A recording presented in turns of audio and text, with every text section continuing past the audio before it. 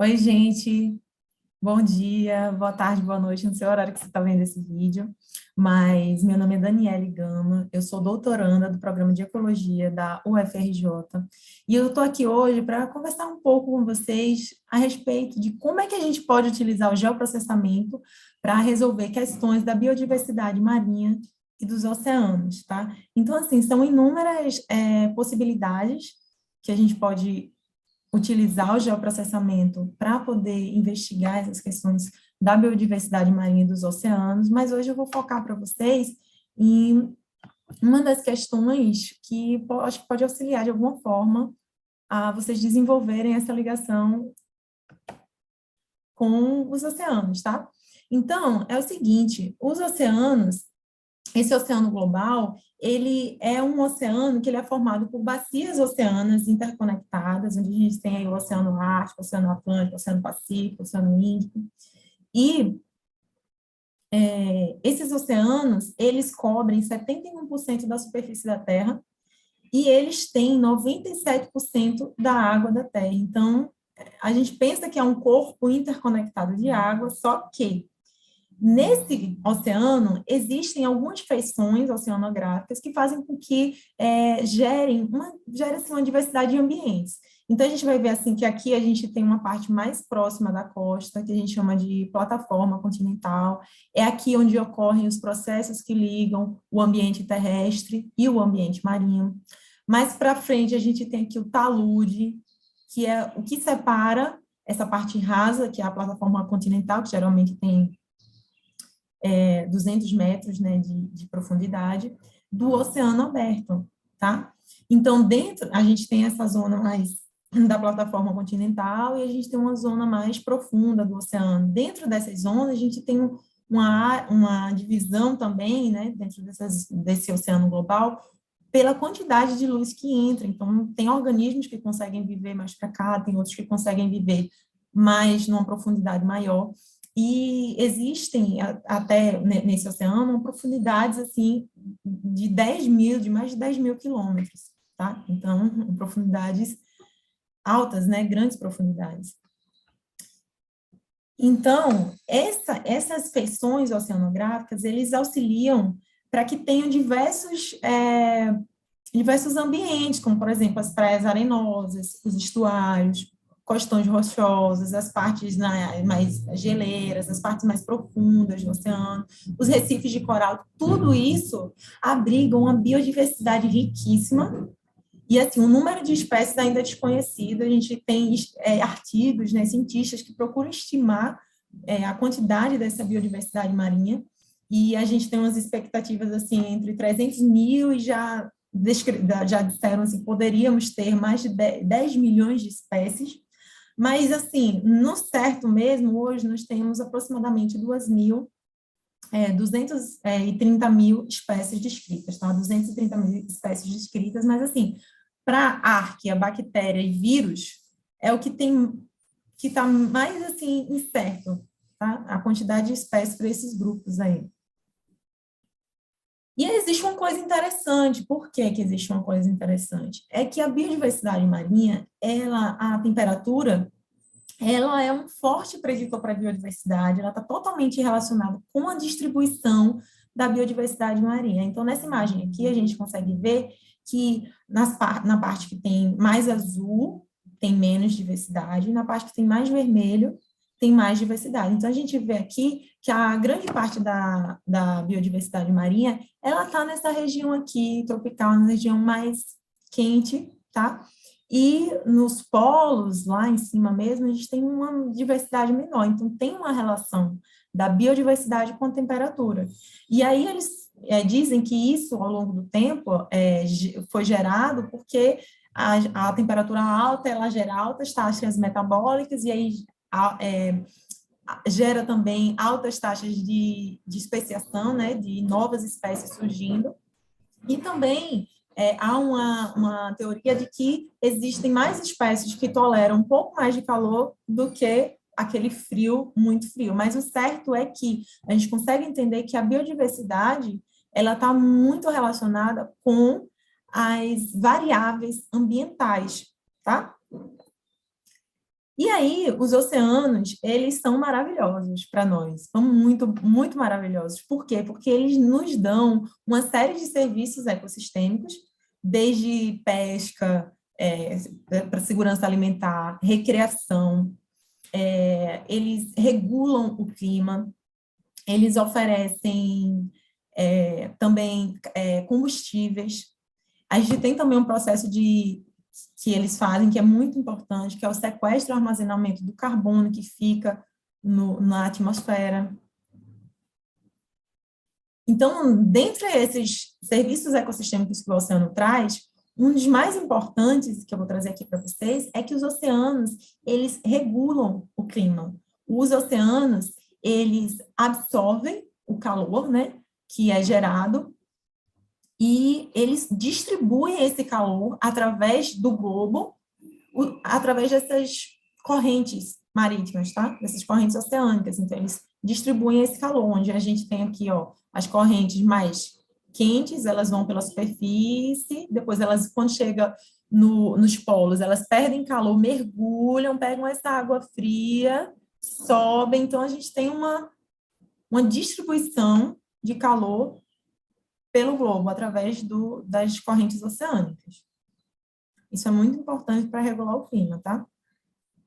Uma outra questão muito importante que o oceano faz é que eles fazem um processo que a gente chama de sequestro e armazenamento de carbono. Como é que isso acontece?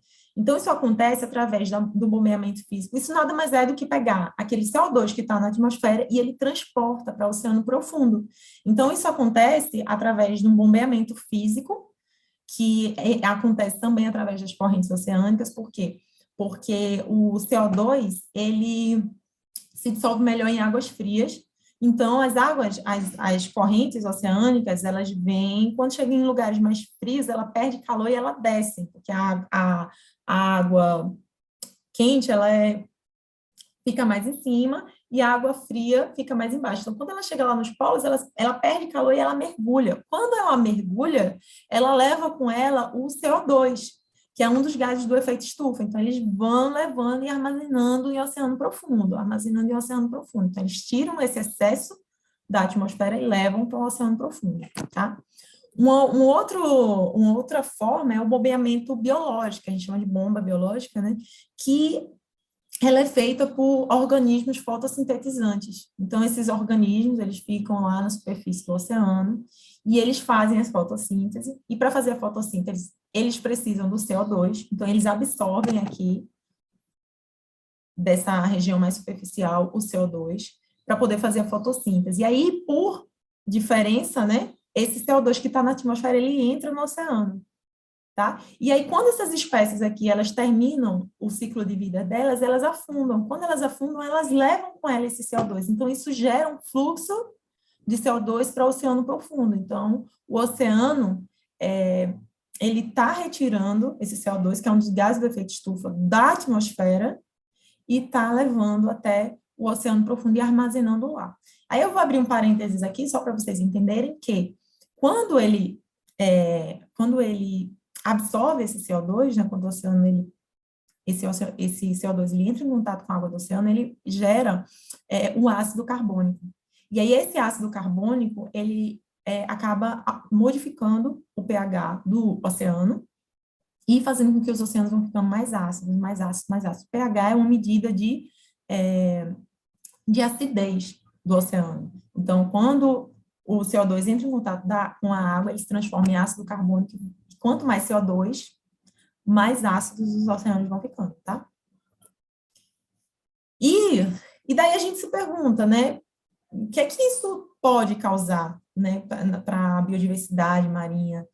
Então, cientistas do mundo inteiro, eles pegaram todo o conhecimento que eles tinham e reuniram todo o conhecimento produzido de como esses efeitos como essas questões podem causar efeitos no oceano, e eles disponibilizaram um relatório que ele se chama Relatório Especial sobre o Oceano e Criosfera, desculpa, em um clima em mudança, tá? Esse relatório especial, ele foi lançado em 2009 e ele trouxe para nós, assim, algumas coisas bem desafiadoras, tá? E aí eu vou mostrar aqui para vocês o seguinte, o que é que eles fizeram? Eles pegaram dados observados durante um período de tempo e eles utilizaram modelos matemáticos para poder entender como é que, se a gente continuar do jeito que está, para onde é que o oceano vai, para onde é que a humanidade vai com relação a esses efeitos. Então, eles fizeram caminhos de como evoluir, como iria evoluir a questão da temperatura, da acidez do oceano, caso a gente consiga melhorar, né, a emissão de gases de efeito estufa não seja tanto, ou se tudo continuar como está, tá? Então, eles fizeram nesse relatório projeções, que a gente chama de projeções, né? Então, eles projetaram o seguinte, olha, minha gente, é o seguinte, a gente pegou e tem esses dados aqui, que são os dados observados, dados históricos, e a gente, através de modelos matemáticos, fizemos lá uma projeção e nós vimos o seguinte, olha, esse azulzinho aqui é se a gente fizer alguma coisa pelo planeta, tá? Se a gente conseguir fazer alguma coisa pelo planeta, em 2100, que é um aumento de 1,5 grau, vai acontecer determinada coisa. Se a gente não fizer nada, se tudo continuar como está, é esse vermelhinho aqui, tá? Então, eles projetaram, esse azulzinho, se a gente fizer alguma coisa até 2100, vai ter um aumento de 1,5 graus na superfície do oceano, tá? E se a gente não fizer nada, vai ter até um aumento de 4 graus, tá? Então, eles fizeram essas projeções aqui. Então, o que é que a gente percebe? Desde a Revolução Industrial, a gente está tendo, aumentou muito os gases de efeito estufa, tá? Então, isso está gerando um aquecimento no planeta. E o oceano, ele absorve mais de 90%, 93% do calor extra gerado pela humanidade. Então, assim, ele é um tampão mesmo, tá? Só que chega um momento que não dá mais, ele começa a mudar, mudar, mudar. E o que está acontecendo agora? A gente está percebendo que os oceanos estão aquecendo, a gente vê aqui na série histórica que já está tendo esse aquecimento, tá? E é projetado para 2100, caso tudo continue como está, né, tem um aumento de 4 graus, e para 2100, se a gente conseguir fazer alguma coisa, um aumento de 1,5 graus. Só que, assim, já saíram algumas pesquisas dizendo que esse aqui a gente já não vai conseguir mais, tá? A gente já vai passar de 1,5 grau, infelizmente, tá? E aí, o que é que acontece? Com esse calor que o oceano absorve, ele está ficando mais quente e ele está tendo um derretimento das geleiras. E o oceano, quando um corpo ele recebe calor, ele se expande. Então, esse oceano está expandindo, então está aumentando o nível do mar. Então, a gente percebe aqui que para 2100 vai ter um aumento, se tudo continuar como está, vai ter um aumento de 0,84 metros. E em 2100, que é aquele que a gente acha que não vai mais conseguir, que é o 2,6 aqui, esse caminho aqui, que a gente não vai mais conseguir alcançar, a gente vai ter um aumento de 0,43 metros, tá? Uma outra questão aqui é que os oceanos, eles estão perdendo o oxigênio